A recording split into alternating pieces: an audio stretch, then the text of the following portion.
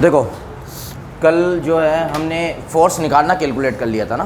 क्या कैलकुलेट कर लिया था? फोर्स। हम फोर्स कैसे निकालते हैं? फोर्स निकालने का सीधा सीधा तरीका है, मैंने आपको बताया था कि यहाँ इस मीटर में केवल और केवल अट्रैक्शन फोर्स लगता है। हमें डायरेक्शन कैसे देखनी है? हमें देखना है फोर्स निकालना किस पर है, फिर लगा कौन रहा है। जो फोर्स लगा रहा है वो क्या करेगा?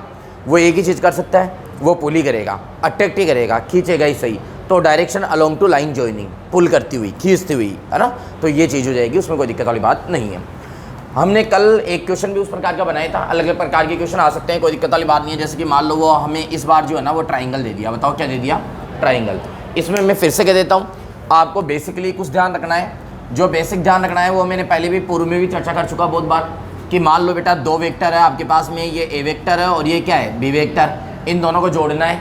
तो इन दोनों को जोड़ने का तरीका क्या है? ये देखो, इनमें से बड़ा कौन सा है, लार्ज कौन सा है। तो लार्ज में से क्या कर दो? स्मॉल क्या कर दो? माइनस कर दो। ये जुड़ गया। इसको बोलेंगे जोड़ना। क्या बोलेंगे? जोड़ना। दो वेक्टर को कैसे जोड़ेंगे? अगर अपोजिट डायरेक्शन में हो तो लार्ज वैल्यू में से क्या करेंगे हम? स्मॉल वैल्यू को क्या कर देंगे? माइनस कर देंगे। तो इनको हम बोलेंगे क्या? जोड़ना बोलेंगे। अगर मान लो दोनों इक्वल हो जाए तो इनका सम कितना हो जाएगा? जीरो हो जाएगा। बोलो क्या हो जाएगा? जीरो। फिर मैंने आपको बताया था कि मान लो अगर ये किसी एंगल पर हो, ये ए वेक्टर हो गया और ये क्या हो गया? बी वेक्टर हो गया, और ये एंगल कितना है? थीटा है। तो यहाँ पर जो इनका सम होता है वो होता है A square plus B square plus 2ab cos theta. बोलो ना यार बेटा, यही चीज़ है क्या? नहीं है? बोलो ना यार। दूसरा मैंने आपको ये बताया था बेटा कि मान लो ये 90 डिग्री पे हो जाए। कहाँ पे हो जाए? 90 डिग्री पर। तो बताओ इनका सम क्या होता है? बोलो बेटा, अंडर रूट ए स्क्वायर प्लस बी स्क्वायर। मैंने बोला था अगर मान लो ये सेम डायरेक्शन में हो जाए तो दोनों को क्या कर दो? डायरेक्ट जोड़ दो, सिंपल सम कर दो। ये मैंने आपको 4-5 तरीके हैं जो बताया था। अच्छा, इनमें रिजल्टेंट की डायरेक्शन क्या होगी? तो अलोंग टू बोथ वेक्टर, इसमें अलोंग टू मोर वैल्यू, इसमें पैरेललोग्राम बनाओ, इसके पैरेलल लाइन बनाओ और फिर इसके पैरेलल लाइन बनाओ, फिर इसके डायगोनल को क्या कर दो? मिला दो। ये क्या है? रिजल्टेंट। बोलो ये क्या है? रिजल्टेंट। मतलब किसी एंगल पे ऐसे निकालते हैं। पूर्व में भी मैं बता चुका इसमें, तो आपको बढ़िया भली भांति प्रकार से आता है। अब सुनो, ये हमारे पास में एक ट्राइंगल है। यहाँ पर है ना, आप ये समझो कि 4 kg मास पड़ा हुआ है, यहाँ 3 kg मास है और यहाँ भी कितना है? 3 kg मास है। ठीक है। और इसकी जो साइड है ना, ये है, ये मान के चल लो कितनी मान्य, मैं बताता हूँ आपको। इसको मान लो 9। बोलो कितना मान लो? 9। ये 9 मीटर है। तीनों साइड कितनी है? 9 मीटर है। तीनों साइड 9 मीटर है। इसका मतलब ईच एंगल जो है इसका 60 डिग्री है, क्योंकि हमें पता है ट्राइंगल के तीनों जो एंगल होते हैं वो कितना होता है? 180 है। अगर ऑल साइड सेम होती है, तीनों साइड सेम होती है, तो उनके तीनों जो एंगल होते हैं वो इक्वल होते हैं। कितने होते हैं? 60-60 होते हैं। ठीक है। तो ये 60-60 हो गए। बोल रहा है कि 4 kg पे नेट फोर्स बताओ। किस पे बताओ? 4 kg पर। कैसे निकालेंगे बताओ आप लोग? बोलो। एक्टिव के बैठो यार, नहीं पढ़ना कोई बात नहीं है, पढ़ना है एक्टिव के बैठो, है ना। बिल्कुल एक्टिव के बैठो। देखो इधर सुनना मेरी बात को ध्यान से। अब मुझे एक बात बताओ, ये 3 kg और ये 3 kg दोनों क्या करेंगे? इसको अट्रैक्ट करेंगे। बताओ ये दोनों किसको अट्रैक्ट करेंगे? 4 kg को अट्रैक्ट करेंगे। बताओ किसको अट्रैक्ट करेंगे? 4 kg को अट्रैक्ट करेंगे। क्या मेरी बात समझ में आ गई क्या जो मैं कहना चाह रहा हूँ? ये 3 kg और ये 3 kg दोनों मिलकर किसको अट्रैक्ट करेंगे? 4 kg को अट्रैक्ट करेंगे। तो बताओ ये कैसे अट्रैक्ट करेगा 3 kg? देखो फोर्स किस पे निकाल रहा हूँ? 4। मैंने आपको क्या समझाया था? मैंने आपको ये समझाया था कि किस पर फोर्स निकाल रहे हैं वो तो इंपॉर्टेंट है ही। ज़्यादा इंपॉर्टेंट कौन है? फोर्स कौन लगा रहा है। जो फोर्स लगा रहा है वो क्या करेगा? तो जो 3 kg है वो क्या करेगा? खींचेगा। किधर खींचेगा? ऐसे तो खींचेगा, तो ऐसे पुल करेगा। तो ये से दैट F1 और ये से दैट F2। अगर बात मानो तो F1 की वैल्यू हो जाएगी G, दोनों मास का मल्टीपल यानी कि ये हो जाएगा 12। ठीक है। और दोनों के बीच की डिस्टेंस यानी कि ये हो जाएगा 81। डिस्टेंस का स्क्वायर आता है। अरे यार सही बोला क्या यार मैंने? अगर मैं ऐसे ही बात कर लूँ किसकी? F2 की, तो वही हो जाएगा G, दोनों का मल्टीपल कितना हो जाएगा? वही 12। बोलो ना यार। और वही क्या हो जाएगा? 81। यानी कि यूँ मान के चल लो कि दोनों फोर्स की वैल्यू क्या आ गई? सेम आ गई। कोई दिक्कत नहीं। अब दोनों को क्या कर दो? जोड़ दो। अब दोनों कैसे जोड़ेंगे? ये 60 डिग्री के एंगल पे। बताओ किस पे है? तो बताओ फॉर्मूला क्या लगा दूंगा मैं? यहाँ नेट फोर्स का फॉर्मूला लग जाएगा। बोलो क्या बेटा? अंडर रूट, बताओ बेटा, F1 square plus F2 square plus 2F1 F2 cos 60। बिल्कुल आसान है बेटा, क्योंकि ये वाला फॉर्मूला लग गया। अब आप यहाँ पर एक और चीज़ देखो, F1 और F2 क्या है बेटा? सेम है। तो आप इसको ऐसे लिख सकते हो 2F1 स्क्वायर। अरे नहीं है बात समझे? 2f1 क्योंकि f2 की जगह मैंने क्या रख दिया f1, क्योंकि f1 और f2 की वैल्यू क्या है, सेम है।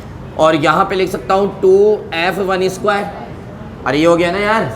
और cos 60 की वैल्यू कितनी हो गई बताओ मेरे को, cos 60 की वैल्यू हाफ, तो यानी कि ये वैल्यू हो गई हाफ। अब देखो 2 से 2 कट गया, यानी कि ये हो जाएगा f नेट, अगर आप मेरी बात मान रहे हो तो f नेट कितना हो जाएगा, √3f1।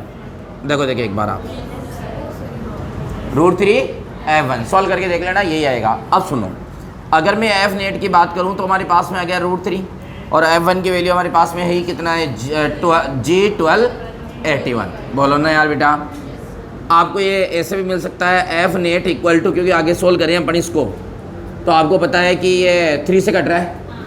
अरे कट रहा है ना, तो 3 से कितने टाइम कट रहा है, ये तो 4 टाइम्स कट रहा है। अरे नहीं कट रहा क्या यार, बताओ ना यार। और ये कितनी बार कट रहा है बताओ, 27 टाइम्स कट रहा है।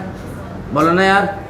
तो ऊपर कितना आ गया, 4√3g और नीचे क्या गया, 27 न्यूटन। बताओ ये चीज़ समझ में आई कि नहीं है आप लोग? क्लियर है बेटा, कोई डाउट वाली बात नहीं है। चलो कॉपी करो फटाफट, फास्ट लग जाने दो। हाँ देखिए बेटा, ध्यान दो। देखो अब अगर हम बात करें, हमें ये चीज़ तो निकालनी आ गई कि हम फोर्स कैसे कैलकुलेट करेंगे। मतलब हमारे को जो लॉ है ना, यूनिवर्सल लॉ, वो समझ में आ गया कि यूनिवर्सल लॉ लगाना कैसे है। हमारे को वो फोर्स पूछेगा और फोर्स कैसे लगाना है वो हम समझ गए। अब एक बात और समझना, ध्यान देना बेटा, अगर जो है ना हमारे पास में अर्थ है, ये बताने की आवश्यकता नहीं है किसी पार्टिकल पे जो फोर्स लगाती है वो कितना लगाती है, mg लगाती है। ये तो अब 8th क्लास में भी बच्चे को आता ही है, इसमें कोई समस्या नहीं है। अब हम जो पढ़ रहे हैं ना यहाँ पर, वो यहाँ पर ये पढ़ रहे हैं हम ग्रेविटेशनल फील्ड। बताओ क्या पढ़ रहे हैं यहाँ पर, ग्रेविटेशनल। मुझे एक बात बताओ, ग्रेविटेशनल और ग्रेविटी में डिफरेंस क्या है वो आपको पता है? ग्रेविटी में अगर हमने अर्थ ले ली तो वो ग्रेविटी आ जाएगी, अर्थ के अलावा अगर अदर कोई भी ऑब्जेक्ट ले लिया तो वो क्या आ जाएगा, ग्रेविटेशन आ जाएगा। आप समझो, मेरे पास में ना एक ये मास है, बोलो ये क्या है, ये मास है। किसी भी मास के सराउंड का वो एरिया, ज़्यादा इस पर डिस्कशन नहीं करेंगे अपन, डेफिनेशन वाइज है कि किसी भी मास के सराउंड का वो एरिया जहाँ तक उसका क्या रहता है, इफेक्ट रहता है। वो मैंने आपको बताया था, आपको याद हो तो, जैसे कि अपना घर की जो बाउंड्री होती है वहाँ तक अपना क्या रहता है, इफेक्ट रहता है, ठीक है ना। मतलब वहाँ तक की जगह क्या है, अपनी है, अपना साम्राज्य चलेगा वहाँ पे, ठीक है ना, अपना पावर चलेगा, तो उसको अपन क्या बोलेंगे, आवर फील्ड बोलेंगे, ठीक है ना, या होम फील्ड बोल दो, कुछ भी बोल दो, ठीक है ना। वैसे ही क्या है बेटा, कोई भी मास है ना, उसका इफेक्ट, क्योंकि आपको पता है, आप ये समझो, यूँ समझो कि मान लो यहाँ कोई दूसरा मास है, क्या ये वाला मास इसको अट्रैक्ट करेगा? तो नहीं करेगा। क्यों नहीं करेगा? क्योंकि ये इसके फील्ड के क्या है, बाहर है। ये यहाँ आएगा तो भी अट्रैक्ट नहीं करेगा, यहाँ आएगा तो भी अट्रैक्ट नहीं करेगा, यहाँ आएगा तो अब इनके बीच में क्या लगेगा, फोर्स लगेगा। कहने का मतलब ये है कि आप ये समझो कि यहाँ की डिस्टेंस ये हो गई, यहाँ की ये हो गई, यहाँ की ये हो गई और यहाँ की ये हो गई। ये सब डिस्टेंस जो है वो कहाँ से मेजर होती है, सेंटर से मेजर होती है। आप ये देखो, ये डिस्टेंस सबसे कम है, ये ज़्यादा है, ये ज़्यादा है, ये ज़्यादा है, यानी कि हमें पता है F इक्वल टू क्या होता है, KQ1 Q2 divide GM1 M2 divided by R square, ये होता है, ठीक है। तो यहाँ पर एक्चुअली में क्या है कि डिस्टेंस बढ़ती है ना तो फोर्स क्या होता है, घटता है। डिस्टेंस बढ़ती है तो फोर्स क्या होता है, घटता है। तो सिंपल सी बात है, डिस्टेंस बढ़ती जाएगी तो फोर्स क्या हो जाएगा, नेग्लिजिबल हो जाएगा, खत्म हो जाएगा। तो जहाँ तक प्रॉपर इसका फोर्स लग रहा है, यानी कि यूँ भी बोल सकते हैं, इसके दो स्टेटमेंट आ सकते हैं कि ग्रेविटेशनल फील्ड क्या होता है कि किसी मास के सराउंड का वो एरिया जहाँ तक उसका क्या रहता है, इफेक्ट रहता है, उसको हम ग्रेविटेशनल फील्ड कहते हैं। अदरवाइज ये भी आ सकता है कि किसी मास के सराउंड का वो एरिया जिसमें अदर जो मास है ना वो अट्रैक्शन फोर्स को क्या करता है, एक्सपीरियंस करता है, उसको हम क्या बोलते हैं, ग्रेविटेशनल फील्ड बोलते हैं। मेरे हिसाब से ग्रेविटेशनल फील्ड में कोई दिक्कत वाली बात नहीं है। अब इसके बाद में जो है ना प्यारे बच्चों, एक चीज़ आती है इंटेंसिटी। बोलो क्या आती है, intensity of gravitational field, intensity of gravitational field. अब यहाँ समझना थोड़ा सा, वैसे मैं एक बात बताऊँ, एक में टॉपिक लिखाऊंगा आपको, एक टॉपिक पे जब मैं बात करूंगा तो वो है ग्रेविटी एक्सीलेशन। बोलो क्या है, ग्रेविटी एक्सीलेशन एक प्रकार की ग्रेविटेशनल इंटेंसिटी है। क्या बोला, वापस रिपीट करो लाइन को। ग्रेविटी जो एक्सीलेशन है ना, यानी कि जो जी है ना, वो एक प्रकार की क्या है, ग्रेविटेशनल फील्ड इंटेंसिटी है, एक प्रकार से। लेकिन आप कुछ चीज़ें समझना। एक और चीज़ बताऊं, कहीं बार इस फॉर्मूले में आप माइनस देख पाओगे, क्या देख पाओगे, माइनस। माइनस के लिए ये बात है ना कि ये माइनस जो है ना वो अट्रैक्शन नेचर को शो करता है। किसको शो करता है? अट्रैक्शन नेचर को। एक चीज़ आपको इंपॉर्टेंट ध्यान रखना है, अगर एग्जाम में पूछ लेना, इंटेंसिटी ऑफ ग्रेविटेशनल फील्ड है ना, ये माइनस में आएगी। बताओ किस में आएगी? माइनस में आएगी। बताओ किस में आएगी? माइनस में आएगी। ठीक है। और ये क्या होता है इसको आप समझना। हालांकि कुछ जीबी जब मैं पढ़ाऊँगा, यानी ग्रेविटी एक्सेलेरेशन जब मैं पढ़ाऊँगा, तब भी मैं वैसे ही बात करूँगा जैसे अभी कर रहा हूँ। ये वैसे इंटेंसिटी जो होती है ना, वो ये होती है कि फोर्स पर यूनिट मास। बताओ क्या होती है? फोर्स पर यूनिट मास। फिर से समझो, बोलो क्या बोला मैंने?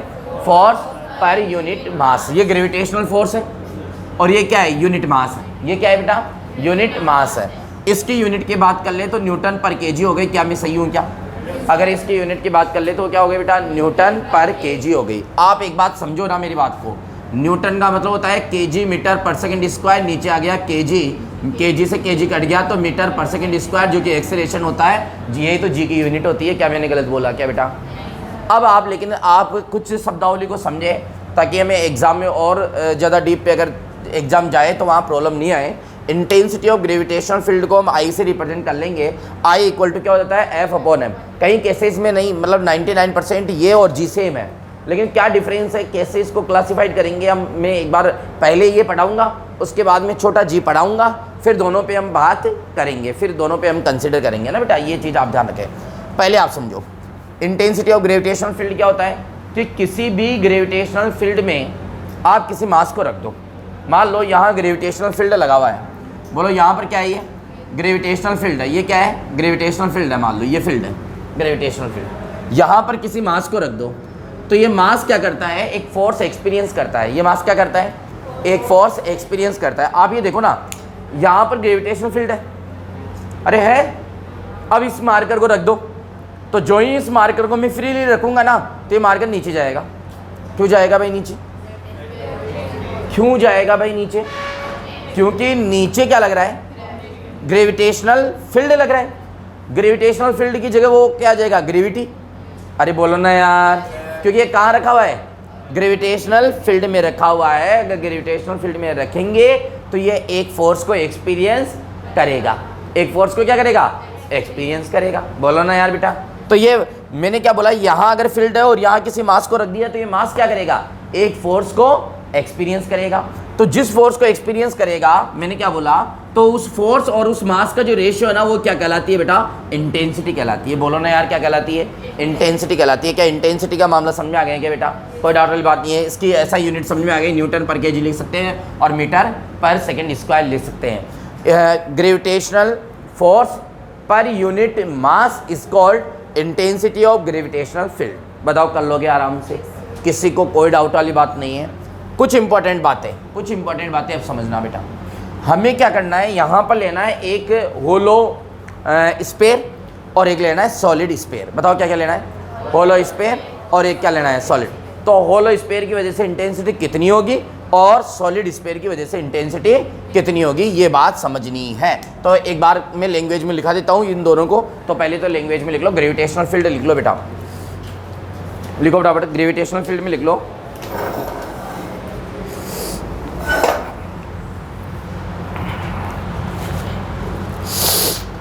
The space around a mass, the space around a mass, the space around a mass, the space around a mass in which, the space around a mass in which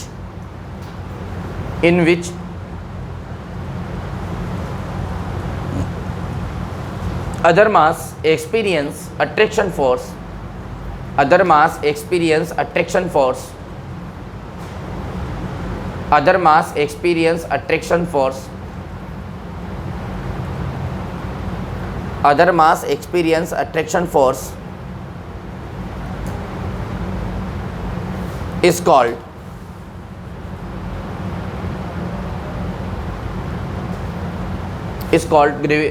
gravitational field, is called gravitational field.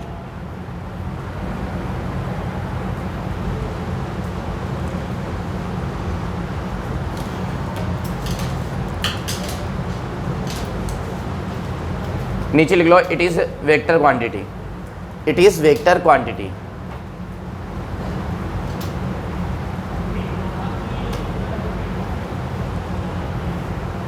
ठीक है, फिर लिख लो बेटा intensity of gravitational field. तो बेटा लो intensity of gravitational field इसके अंदर लिख लो, इंटेंसिटी ऑफ ग्रेविटेशनल फील्ड के अंदर लिख लो gravitational force per unit mass, gravitational force per unit mass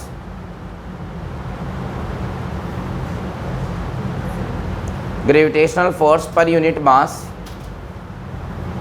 is called intensity of gravitational field, is called intensity of gravitational field.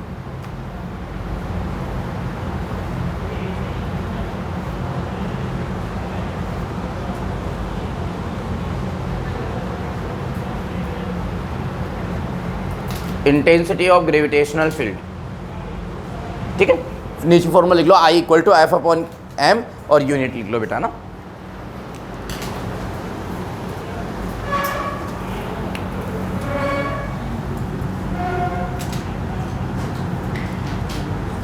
बताओ मेरे पास में क्या है बेटा, hollow sphere, intensity due to hollow sphere. अब समझना, ये मेरे पास में होलो स्फीयर हो गया और इसका जो मास है ना वो है कैपिटल M। बताओ कितना मास है, कैपिटल M। अब यहाँ समझना, ये इसका सेंटर हो गया, बोलो क्या हो गया, सेंटर। लेकिन यहाँ तीन पॉसिबिलिटी हो सकती है, बताओ कितनी पॉसिबिलिटी हो सकती है, तीन पॉसिबिलिटी हो सकती है। पूछो क्या क्या, आउटसाइड, सरफेस और इनसाइड। तो केस फर्स्ट, बोलो क्या हो जाएगा इसका, केस फर्स्ट आउटसाइड। बताओ क्या, आउटसाइड। इसकी रेडियस है ना कैपिटल R है, बोलो क्या है, कैपिटल R। और इसका मतलब आउटसाइड को हम ऐसे भी लिख देते हैं, स्मॉल r जो है ना वो ग्रेटर है किससे, कैपिटल R से। सर स्मॉल r क्या है, जो पॉइंट है ना ये P पॉइंट है, बोलो क्या है, P पॉइंट है। पॉइंट और सेंटर के बीच की डिस्टेंस है स्मॉल r। बोलो किसके बीच की डिस्टेंस है, पॉइंट और सेंटर के बीच की डिस्टेंस है। हमें ये बताना है हमारे पास में ये मास है, क्या बताना है, हमारे पास में ये मास है, ये स्फीयर है, इसकी वजह से P पॉइंट पर इंटेंसिटी कितनी होगी, P पॉइंट पर इंटेंसिटी कितनी होगी। तो ध्यान रखना है, इसका फॉर्मूला आप डायरेक्ट याद रखना, डेरिवेशन में नहीं करवा रहा क्योंकि ज़रूरत भी नहीं है बेटा। तो ये हो जाएगा I, बोलो क्या हो जाएगा, I आउट, I आउट कर दूँ इसको, है ना। तो I आउट इक्वल टू बताओ क्या हो जाएगा, GM अपॉन R स्क्वायर हो जाएगा, GM अपॉन R स्क्वायर। ये फॉर्मूला आपको याद रखना है। बोलो क्या हो जाएगा बेटा, GM अपॉन R स्क्वायर। अगर ड्रॉपर वाले समझ पा रहे हो तो KQ अपॉन R स्क्वायर, ये सेम वैसे ही चल रहा है, ठीक है ना। आप जब बेटा इलेक्ट्रोस्टैटिक पढ़ोगे ना आपको लगेगा बहुत आसान है, सारी चीज़ें वही है, यस वही है। जिन्होंने ड्रॉपर वालों ने इलेक्ट्रोस्टैटिक पढ़ रखी है उनको पता लग रहा होगा ये KQ अपॉन R स्क्वायर है। K को रिप्लेस किया है G से और M को रिप्लेस किया है Q से और R तो R है, सेम वैसे के वैसे है ना बेटा। लेकिन यहाँ ध्यान रखना, डिस्टेंस कहाँ से मेजर करते हैं बताओ, सेंटर और पॉइंट। बोलो क्या, सेंटर और पॉइंट। तो बताओ इसका केस सेकंड आ जाओ बेटा, ये आपको डायरेक्ट याद रखना बेटा। केस सेकंड में मान लो ऑन सरफेस, बताओ क्या हो, ऑन सरफेस। तो ऑन सरफेस में क्या होगा, देखो आप क्या होगा, ये सेंटर हो गया, ये इसकी रेडियस हो गई, ठीक है। और पॉइंट बताओ कहाँ है बेटा, यहाँ है P पॉइंट। बोलो यार, अब बताओ यहाँ पर क्या है, ये स्मॉल r हो गया क्योंकि सेंटर और पॉइंट को मिलाऊंगा ना मैं। अब बताओ एक तरह से क्या हो गया, small r equal to capital R, मतलब रेडियस और स्मॉल r जो है वो दोनों क्या हो गए, सेम हो गए। तो यहाँ पर हम ये लिख देंगे कि I जो है ना सरफेस पर, बताओ कहाँ पर है, सरफेस पर है। तो बताओ वो क्या हो जाएगा बेटा, GM upon capital R square हो जाएगा क्योंकि स्मॉल r किसके इक्वल हो गया, कैपिटल R के इक्वल हो गया। अगर हम बात कर ले प्यारे बच्चों, यहाँ पर अगर हम बात कर ले केस थर्ड की बात कर ले ना, कहाँ बात कर ले, केस थर्ड। तो केस थर्ड पे हम लिख रहे हैं, बताओ क्या, इनसाइड लिख रहे हैं। बताओ क्या लिख रहे हैं बेटा, इनसाइड, है ना, इनसाइड सरफेस। तो इनसाइड सरफेस में एक बात देखो आप कि अगर मैं बनाना चाहूँ तो आप समझना ना बेटा, ये तो हो गया कैपिटल R। अब बताओ पॉइंट कहाँ है, ये रहा यहाँ, ये इसका सेंटर और ये रहा पॉइंट। बताओ ना यार, यहाँ क्या है, सेंटर, और ये क्या आ गया यहाँ पे, पॉइंट। और ये सेंटर और पॉइंट दिख नहीं रहा है क्या आपको, समझ में आ रहा है। अब बताओ इसको मैच कर दो तो ये क्या हो गया, स्मॉल r। क्या आउटसाइड वाले पॉइंट को मैं ऐसे लिख सकता हूँ, स्मॉल r लेस देना है कैपिटल R से। बोलो ना यार, स्मॉल r क्या लेस देना है कैपिटल R से, बोलो प्यारे बच्चों, यस और नो। पक्की बात है, डन है, मान लिया जाए ना, कंप्लीट है, ठीक है। अब सुनो, यहाँ जो है ना ये स्मॉल आर है ना, ये कैपिटल आर से क्या हो गया, छोटा हो गया, कोई दिक्कत वाली बात नहीं। यहाँ जो इंटेंसिटी होती है ना इनसाइड, ध्यान रखना, डायरेक्ट ध्यान रखना, वो जीरो होती है। ड्रॉपर वालों को बहुत अच्छे से ध्यान है, क्योंकि हमने तो वहाँ पे प्रूफ भी किया था, ठीक है ना। लेकिन अभी आप डायरेक्ट फॉर्मूला याद रखिए बेटा, आउटसाइड फॉर्मूला क्या आएगा इसका, GM/R² आएगा। सरफेस पे कितना आएगा बेटा, GM/R² आएगा। और इनसाइड कितना आएगा, 0 आएगा। क्या बताओ, ये तीनों याद रह जाएंगे क्या आपको? बोलो ना यार बेटा। अगर हम इन तीनों को कंबाइंड करके ग्राफ बनाना चाहें, क्या बनाना चाहें, ग्राफ। एक सबसे इंपॉर्टेंट बात बताऊँ क्या मैं आपको, बताऊँ क्या, यहाँ हम इसको ऐसे डिनोट कर देते हैं, जनरली ये वेक्टर क्वांटिटी तो वही, कोई दिक्कत वाली बात नहीं है, -R के। मैंने अभी आपको एक लाइन लिखी थी, आप याद करो, लिखवाई थी, मतलब आपने कॉपी नहीं की होगी शायद। यहाँ नीचे करके मैंने इंटेंसिटी में लिखा था कि ये क्या होती है, नेगेटिव होती है। ये क्या होती है, नेगेटिव होती है। अरे लिखवाया था यहाँ पे, इंटेंसिटी के जस्ट नीचे लिखा हुआ था ना बेटा। अब अगर हम ग्राफ बनाना चाहें ना, तो आप एक बात बताओ, आउटसाइड क्या हो रहा है, R के इन्वर्सली प्रोपोर्शनल है। अरे बोलो ना यार, हम इसके दो भाग करो। मान लो अगर मैं यहाँ पर एक वो बनाना चाहूँ, बताओ ये क्या बन गया, अरे यार ये क्या बन गया, होलो स्फीयर बन गया। इसको स्फेरिकल सेल भी बोलते हैं, ध्यान रखना बेटा। इसको क्या बोल देते हैं हम, स्फेरिकल सेल भी बोल देते हैं, होलो स्फीयर भी बोल देते हैं। एग्जाम में आप कंफ्यूज मत होना। हालांकि मैं एक डाउट क्लियर कर दूं आपको, होलो स्फीयर अलग चीज़ होती है और स्फेरिकल सेल अलग चीज़ होती है। इनके बारे में धीरे धीरे आप एक बार, क्योंकि शायद 11th वाले जो है वो पहली बार नाम सुन रहे हैं ऐसा, है ना। अरे पहली बार ही सुन रहे हो ना, तो अभी थोड़ा सा आप पढ़ लो पहले एक बार, फिर मैं और इसको डीप में जो है वो आपको पढ़ा दूंगा। इसको भी इसलिए पढ़ा रहा हूँ, आपको उसमें भी फ़ायदा मिल जाएगा, किसमें, इलेक्ट्रोस्टैटिक में, और आपके और डीप में जाएगा तो और मज़ा आ जाएगा आपको, कोई दिक्कत वाली बात नहीं है। क्या ये तीनों फॉर्मूले याद रह जाएंगे आपको? अब देखो मैं कैसे बना रहा हूँ, बताओ ये क्या बन गया, मतलब होलो स्फीयर बन गया। ये इसका बताओ, मैंने जो भाग किया ना वो क्या भाग किया, तुम बताओ। देखिए सर आपने ऐसा कर दिया, इस लाइन के इधर तो है इनसाइड, इस लाइन के इधर है आउटसाइड। बोलो ना यार, इस लाइन के इधर क्या है, इनसाइड, और इस लाइन के क्या है, आउटसाइड। अब मुझे बताओ आउटसाइड में क्या हो रहा है, इन्वर्सली है। अरे बोलो ना यार, और इन्वर्सली का ग्राफ कैसे आता है बताओ, अरे ऐसे। अरे बोलो ना यार, मैं बंद कर दूंगा पढ़ाना, आप एक्टिव हो के ध्यान दो बेटा। इन्वर्सली का ग्राफ कैसा आता है मैंने आपको बता रखा है ना, ये इस प्रकार से तो आता है इन्वर्सली का ग्राफ, यही पढ़ा रखा है ना। अब तुम मेरे से पूछो कि ये इधर से क्यों बनाया मैंने, अरे यार ये दो भाग किए थे ना, ये किधर था, आउटसाइड, और ये क्या था, इनसाइड। अभी मैं ग्राफ किसका बना रहा हूँ, आउटसाइड का। तो बताओ ऐसे बनाऊंगा ना, लेकिन अब सुनो, इसको उठा के मैं ऐसे रख रहा हूँ। अब ये पूछ लो ऐसा क्यों, हाँ क्योंकि ये किस में बनेगा भाई, नेगेटिव में, क्योंकि ये इंटेंसिटी वाई पे लिया है। अब बताओ इंटेंसिटी किस में आ रही है, नेगेटिव में, तो ये नेगेटिव में मैंने बना दिया ये ग्राफ। ये ग्राफ समझ में आएंगे आपके, ये इन्वर्सली ग्राफ है। ये जब ऊपर बनता है तो ये होता है सिमेट्रिक के अकॉर्डिंग। इसका जो अगर हम बात करें इमेज की, है ना, तो इसकी इमेज कैसे बनेगी, ऐसे बनेगी, अकॉर्डिंग टू सिमेट्री। अरे बोलो ना यार, बताओ ये वाला समझ आ गया। अब आ जाओ आप कहाँ पर बेटा, सरफेस पे तो एक पॉइंट होता है पर्टिकुलर, सरफेस पर तो एक पर्टिकुलर पॉइंट होता है। अरे यार आर बढ़ेगा घटेगा तो कहाँ बढ़ेगा, आउटसाइड। आउटसाइड में कैसे, आउटसाइड, ये भी आउटसाइड है, ये भी आउट है, ये भी आउट है, ये भी आउट है, तो आर की वैल्यू क्या हो सकती है, चेंज। वैसे इंटेंसिटी भी क्या होगी, चेंज। अब इनसाइड देखो, इनसाइड कितनी है, 0, तो इनसाइड कितनी है, 0। ये देखो आप, अरे समझे क्या, ये तो इनसाइड हो गई और ये क्या हो गई, आउटसाइड हो गई, और ये कौन सा पॉइंट हो गया, सरफेस वाला। बताओ ये पूरा ग्राफ समझ में आ गया क्या आपके, कैसे बना। ऐसा ग्राफ आएगा तो बना दोगे ना, लेकिन उसमें एक गोला बना हुआ नहीं आएगा, उसमें डायरेक्ट आएगा सीधा सा। ऐसे ग्राफ आएंगे, बहुत सारे ग्राफ आ जाएंगे आपके पास में, ऐसे आएगा। बोलो कर दोगे ना यार, इस पे टिक लगा दोगे, कोई दिक्कत वाली बात नहीं है। कैसे बना मैंने आपको समझा दिया, कंप्लीट है। चलो इसको कॉपी करो। ये डायरेक्ट बताया बेटा, इनकी डेरिवेशंस होती है, लेकिन अपने को इतना डीप पे नहीं जाना है, बस आपको ये ध्यान रखना है डायरेक्ट। हाँ इलेक्ट्रोस्टैटिक में डेरिवेशन बताऊंगा। अब देखो बेटा, अगर मैं अब है ना सॉलिड स्पेयर लूँ, बोलो क्या लूँ, सॉलिड। सॉलिड का मतलब क्या है, ये अंदर से भरा हुआ है, ये अंदर से भरा हुआ है ना, और इसका मास जो है वो कैपिटल M है। बताओ इसका मास कितना है, कैपिटल एम। सेम वही बात। केस फर्स्ट क्या है बेटा? आउटसाइड। बताओ क्या? अब आउटसाइड के लिए बताओ क्या होगा? जो स्मॉल आर होगा ना वो बड़ा होगा किससे? कैपिटल आर से। अरे स्मॉल आर जो है वो क्या होगा? बड़ा होगा। किससे बड़ा होगा? कैपिटल आर से बड़ा होगा।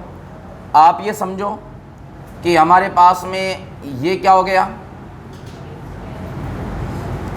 ये इसका सेंटर हो गया, ठीक है, और ये इसकी क्या हो गई बेटा? रेडियस हो गई, और ये आउटसाइड में पी पॉइंट हो गया जिसके डिस्टेंस क्या है बेटा? आर, ठीक है। और इसका जो मास है वो हमें कितना दे रखा है? कैपिटल एम दे रखा है। यहाँ पी पॉइंट पे वही बात, हम डेरिवेशन वाइज बात नहीं करेंगे, बस डायरेक्ट फॉर्मूला याद होना चाहिए। तो इसमें जो आउटसाइड होता है, मज़ेदार वाली बात ये है, सेम ही होगा जो उसमें होता है, फॉर्मूला सेम टू सेम। चलो कम से कम हमें याद कम रखना पड़ेगा, कोई दिक्कत वाली बात नहीं है। अब आप ये समझो कि अगर इसी में हम केस सेकंड की बात कर ले, बताओ किसकी बात कर ले बेटा? केस सेकंड की बात कर ले, और केस सेकंड के अंदर ये हमारे पास में मास हो गया। बताओ ये क्या हो गया? ये मास है, और ये जो है ये इसका क्या हो गया? सेंटर हो गया। इसकी रेडियस जो है वो क्या हो गई? आर हो गई। अरे बोलो ना यार, इसकी रेडियस कितनी हो गई? आर हो गई। क्या बोलो, बात समझ में आ गई क्या? बोलो यस और नो। इसकी रेडियस आर हो गई। इसके सेंटर से आर डिस्टेंस पर पी पॉइंट नहीं है, कतई नहीं है, क्योंकि सरफेस पर है ना, ये रहा पी पॉइंट ऑन सरफेस। तो आपको पता है ये आर हो गई, तो स्मॉल आर किसकी इक्वल हो गया? Capital R. सर आप लिखो ही मत, हमें भी पता है आप क्या लिखोगे। सही बात है बेटा, आप सही सोच रहे हो, G M upon R square. बोलो ना यार। सर ये तो मस्त काम है, बस जैसा वो है वही है, बस केवल मास का फ़र्क है। उसमें मास अलग आएगा, इसमें मास क्या आएगा? अलग। अलग भी क्या है? जो देगा वही तो आएगा, सिंपल सी बात है, वही लेना है। अब समझो, अगर मैं यहाँ पर बात कर लूँ किसकी बेटा? केस थर्ड की। तो केस थर्ड में आप ये देखो कि ये वाला सॉलिड स्फीयर हो गया। बोलो क्या हो गया? सॉलिड स्फीयर हो गया, ठीक है। ये जो है ये इसका सेंटर हो गया। बोलो क्या हो गया? सेंटर। ये इसकी जो है वो रेडियस हो गई आर। बोलो यार ये क्या हो गई? इसकी रेडियस हो गई आर। ये इसका क्या हो गया? सेंटर हो गया। बोलो ना यार यस और नो। अब एक बात बताओ मेरे को कि यहाँ अगर मैं इनसाइड में ले लूँ तो इनसाइड में हो गया पी पॉइंट। बताओ इनसाइड में क्या हो गया?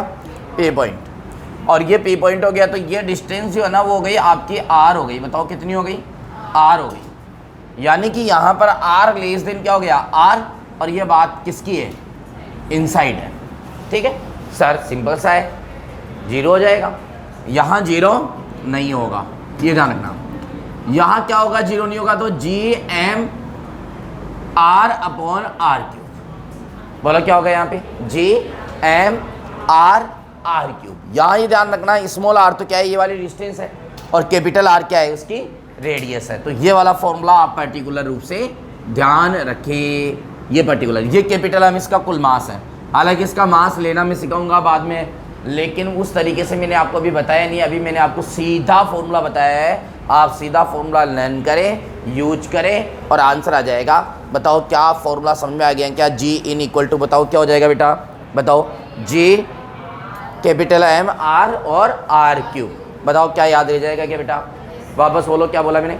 जी एम आर और आर क्यूब। बोलो यस और नो। सभी बच्चों को क्लियर? किसी को कोई डाउट है क्या? नहीं है? कंप्लीट। अब सुनो, यानी कि एक चीज़ देखो आप, मैं एक जगह कुछ लिखूँ तो कि आउटसाइड में जो है ना, आउटसाइड में जो इंटेंसिटी है आई आउटसाइड है ना, वो तो इन्वर्सली प्रोपोर्शनल हो रही है। बोलो क्या हो रही है? इन्वर्सली। और इनसाइड जो है ना वो देखो आप डायरेक्टली प्रोपोर्शनल हो रही है। आप देखो एक बार, स्मॉल आर के, कैपिटल आर तो कांस्टेंट है भाई, कैपिटल आर तो क्या है? कांस्टेंट। बदलेगा कैसे? स्मॉल आर से। आप ये दोनों फॉर्मूले तो याद रखने की जरूरत ही नहीं है आपको, सेम वैसे के वैसे। एक फॉर्मूले में चेंज है, अगर होलो आए तो कितनी होती है? जीरो होता है। और सॉलिड आए तो बताओ फॉर्मूला याद करो क्या होता है? G M r upon R cube. Confuse मत होना, मतलब नीचे जो आएगा वो रेडियस वाला आएगा, ऊपर जो आर आएगा वो सेंटर से पॉइंट की डिस्टेंस आएगी। सेंटर से क्या आएगी? पॉइंट की डिस्टेंस आएगी। बताओ प्यारे बच्चों क्लियर है क्या? कोई डाउट वाली बात नहीं।